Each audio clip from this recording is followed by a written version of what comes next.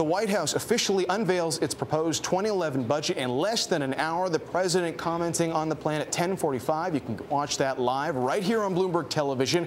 Before that announcement, let's check in with Stanley Collender of the media relations firms Qorvis. Stan has worked with the budget committees of both the House and the Senate, and he joins us this morning from Washington. Thank you for your time, sir. Give us your breakdown on what you've seen so far and what you think of it.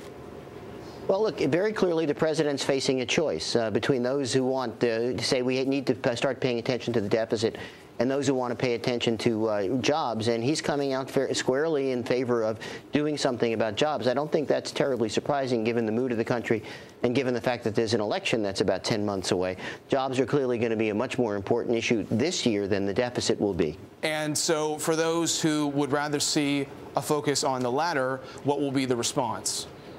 Well, there's going to be look, the president was damned if he did and damned if he didn't here. No matter what he does if he doesn't deal with the deficit, people will criticize him on that. If he doesn't deal with jobs, people will criticize him with that.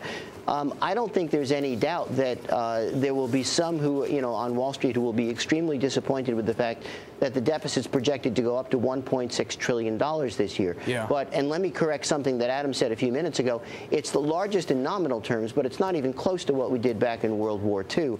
And, given the fact that monetary policy isn't really having much of effect with low interest rates, that as we saw this morning, consumers still aren't spending, it looks like fiscal policy is the only arrow we have left in the quiver, and the government's got to continue to use it to deal with the economy.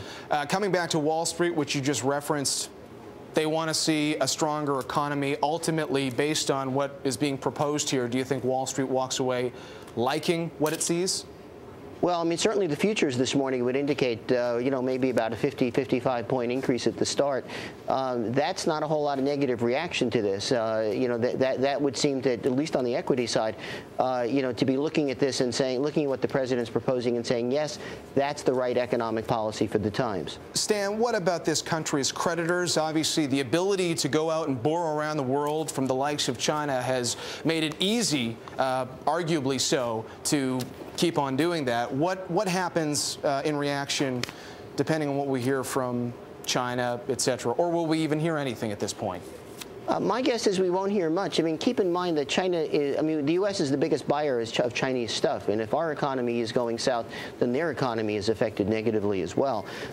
So that on a short-term basis, they clearly, short-term being basically through the end of this year, China's got to look at this and say, okay, anything that keeps the U.S. economy going and growing is something that we've got to look at. It's the longer-term policies that, we've got to watch. And the president's got some small things in place to deal with the deficit under those circumstances over the long term. Stan, we have about 10 seconds left. How will this proposed budget compare to the actual one? Look, my guess is Congress will reject a bunch of the spending cuts. They will accept some. The deficit will be, I'm going to be willing, according to my numbers, maybe $200 billion or a little bit more less than what the president proposed. But it's still going to be a big number. Let's keep that in mind. Okay. Stan, thanks for your perspective. Stanley Collender of Qorvis Communications.